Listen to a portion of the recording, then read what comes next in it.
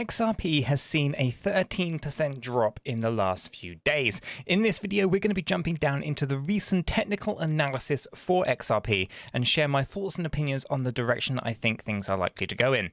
As I get into the video, if you find it useful and informative, smash that like button. I do appreciate that. If you're new to the channel, then why not go ahead and subscribe? Tap the bell, select all the notifications, and in doing so, you will be kept up to date with everything that we do here at Cheeky Crypto. If you haven't yet joined us in Discord, guys, you are missing a trick. Check it out, linked in the description down below. It's the first place that we go to notify you of everything that is going on in the crypto space. Don't miss a beat. Keep your finger on the pulse of crypto by joining us down in Discord.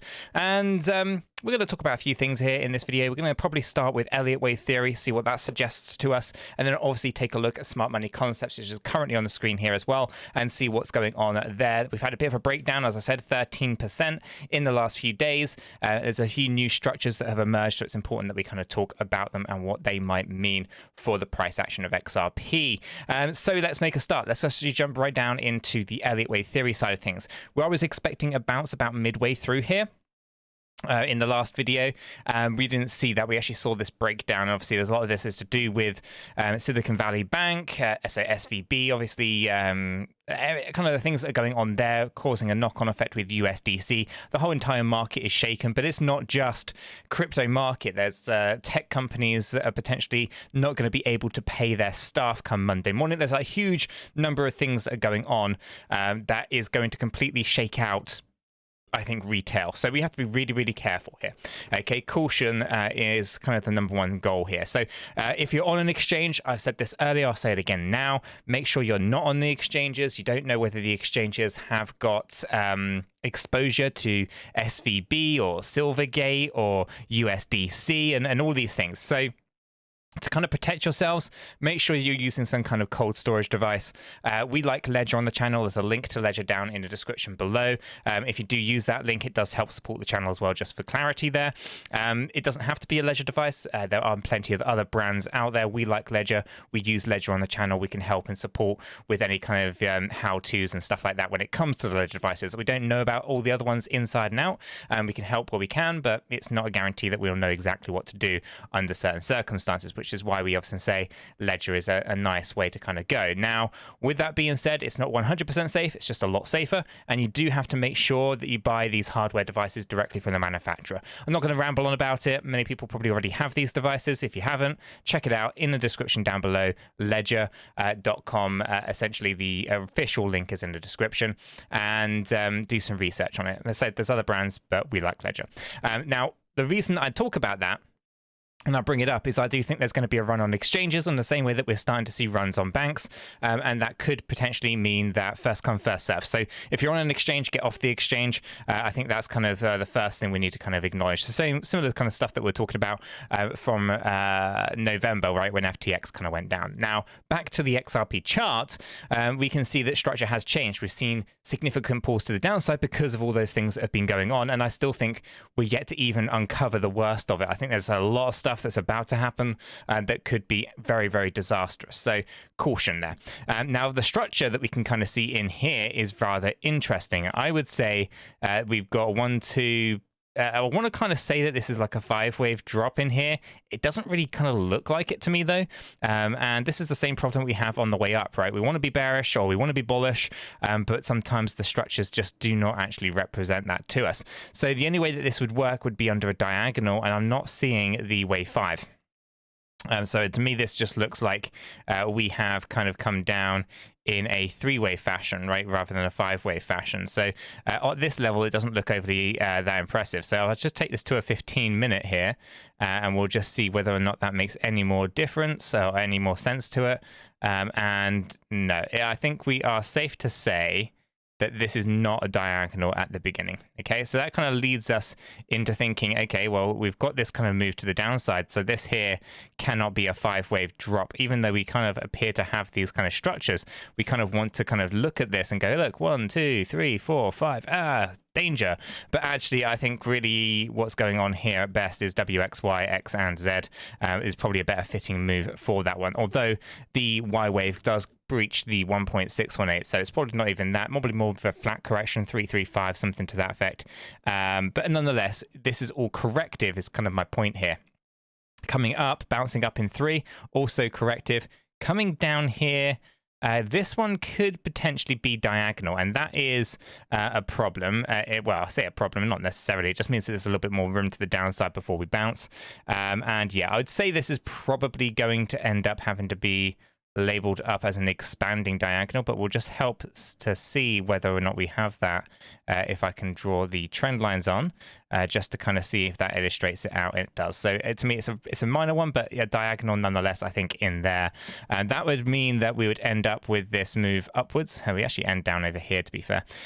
We come up, and then we have this very clear now impulsive structure. So what we want to do is we want to check the lows and the highs on this one, because we want to make sure that we kind of get these target zones. We'll be looking for 34.08 to kind of confirm that. At the moment, it's still corrective. We would look at this as a WXY, W, X, and Y at the moment. However, I think if we do drop down a little bit lower towards 34.08, this becomes 1, 2, and then 3. We come up 38.2%, and then we come down.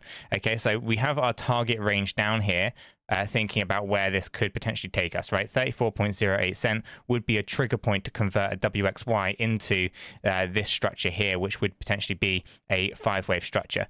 Okay, invalidation of the 5-wave structure would be on that low at the top at 35.82. I'll go ahead and remove that one. I don't need that on there.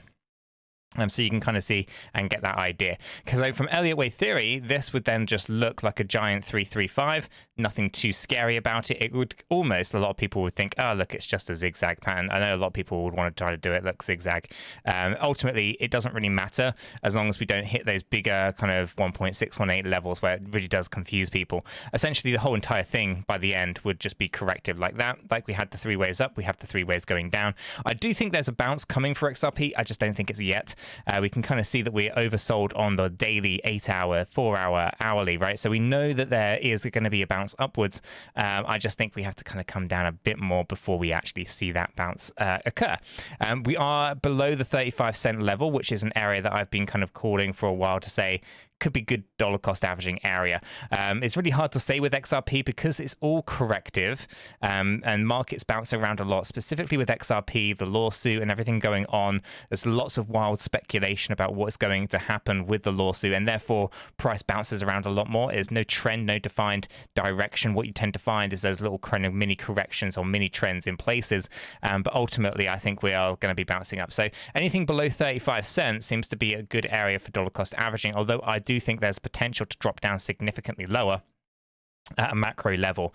That really just depends whether or not we kind of get negative news from the Ripple versus or the SEC versus Ripple. So it's going to be one of those. But for now, from an Elliott wave theory point of view, I'm going to say we've kind of got the minimum expectation met here on a WXY, which is fine. We could also argue it's a bigger kind of structure that kind of works as a WXY, but if we do come down lower at 34.08, we actually trigger this impulsive trend right at the very end. It would be still corrective overall though, so I'm not too concerned about it. Ultimately, it's really hard to tell right now for XRP whether or not we have to come down just a fraction more before we go up, or whether we're going to start stabilizing in and around these areas. But at least we know the targets, what we're looking for, and so forth. So if we move up above 35.82, that's fine. We're not going to be in this move. And if we do come down to 34.08 without any significant move upwards, then we know that we are, of course, in this structure here. So let's move over and we'll take a look at smart money concepts, right?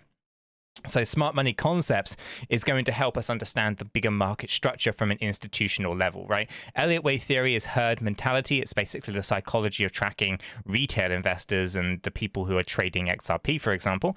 And then we have the smart money concepts, which is tracking the bigger players, right? And that's kind of why these two things work together so well, because you get a much bigger picture over the entire market for XRP here. Now, we want to kind of acknowledge that we had a bullish change of characterization. We were looking to go up. We did push up here, right, into this now what is a strong high, and then we had a bearish change of characteristic to the downside here and a weak low. Okay, so straight off the bat here, we know that we are now at a bearish state. However, just like we had this bullish state, before we actually pushed up into that high, we had to first correct down. Okay, this is basically just a way of saying the market has to cool off before it moves on up. Okay, now there's going to be the same thing occurring here. I think we have to move up before we can continue this bearish move to the downside. Okay, that's pretty natural. It happens. It's not a guarantee, but it does kind of see, at least it does kind of tie in quite nicely with thinking about where Elliott wave theory also places things. There are a couple of gaps that were left behind. I'm not too concerned about those at the moment on this minor level, but at some point we will have to obviously move up and grab those. They can happen much later down the line. Doesn't have to happen instantaneously. If we had actually kind of had that move that I was talking about in the previous video, we would have captured this one already. Unfortunately, we actually broke down with everything that's going on with SVB and Silvergate and USDC and all that kind of stuff. So over here, you can see another one that was kind of left behind. It's a minor thing. Again, I don't think it's a overly major. We can zoom out and we can see that there are some that are also left behind in other places, I do believe. Not that I can see any for looking right now on this hourly chart. Yeah, anyway, I won't go into looking for them all right this second. I'll save time on that, but you can kind of go through the history and look it up if you want to. Ultimately, equilibrium is right up here, and there's a lot of sell order blocks right in this zone as well. So my expectations are that we will kind of find some small bounce here to kind of move up towards our change of characterization, but ultimately it's a weak low. Our expectations will that we'll break down lower than this. Okay, so I'm not thinking about some massive move to the upside here. It can happen though that we get these change of characterizations. They kind of come down and then they just change and reverse on us. We saw that right here when we saw this bullish change. It was a short-lived one before breaking down. Likewise, we have this bearish change. Doesn't necessarily mean that we're going to stay bearish for a long time, at least not on this hourly chart. I think that this is going to be the one that's most volatile. Now, if we were to trade this, it's going to be quite difficult to trade on the 1 hour chart, in my opinion. We have the Elliott wave theory, we just kind of wait for confirmation of the direction. But if we were to start scaling this up into some slightly larger time frames, things become a little bit clearer as to kind of where things might be heading. Okay, so on the 4 hour chart, we do have the break of structure for confirmation of our bearish move. Okay, so on our 4 hour chart, it's very clear to see that we have a change of characterization at the upper end, and we've now confirmed that this is bearish with our break of structure recently to the downside. Okay, so although I do think there's a move to the upside on the smaller time frames, we have to respect the fact that we are in this bearish state from smart money concepts. Now, ultimately, we have got the fair value gap up here in the equilibrium area, and we have a sell order block. My expectations will be that we'll kind of move back out of this range just briefly. We might even just have to tap into this sell order block right here, and then kind of move our way back down. We still remain bearish. Not only do we have that change of characterization saying that we're in a bearish state, we've had the break of structure, which is basically telling us that we're in a continuation of this to the downside.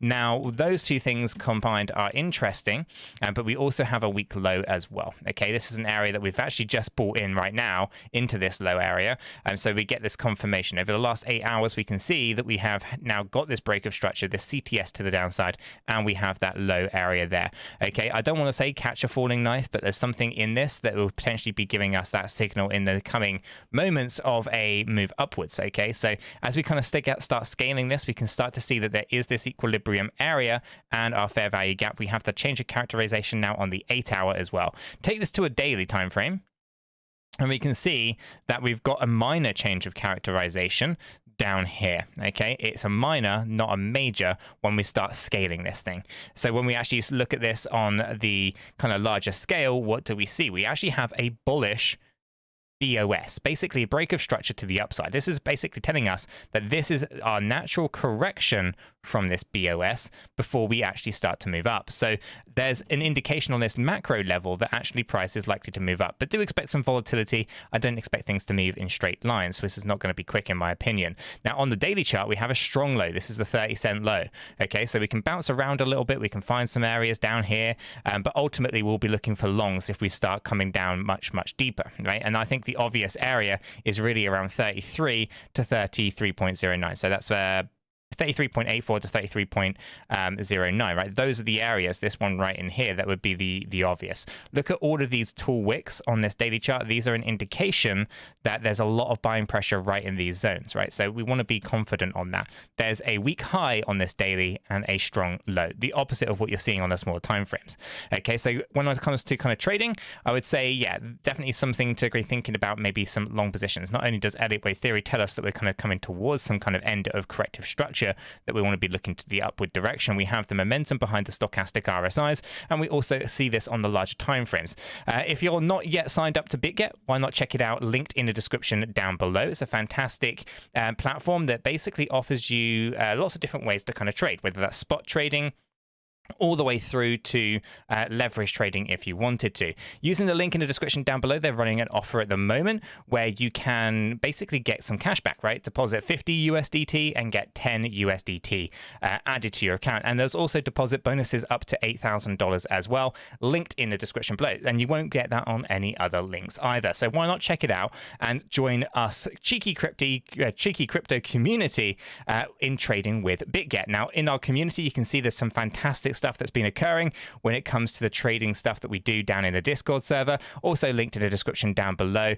And BitGet is our chosen partner for trading. They do some fantastic stuff, and I really do like using the platform. So if you haven't already checked it out, why not check it out? Linked in the description down below. I think you'll really enhance your trading using BitGet. Now, as I kind of come back into the charts, I do want to kind of illustrate that I'm not a financial advisor. I cannot give you financial advice. All I can do is give you my thoughts and opinions on the data as I see it. And let me know what your thoughts are on the price action of XRP. Do you think we're going to be seeing a short move to the upside, or do you think it's all downhill from here? Really interested to canvass your thoughts and opinions on that. And with all that said, done and out of the way, guys, I'm going to leave it right there. If you have found it useful and informative, smash the like button and do join us down in Discord. Until the next one, have a fantastic day.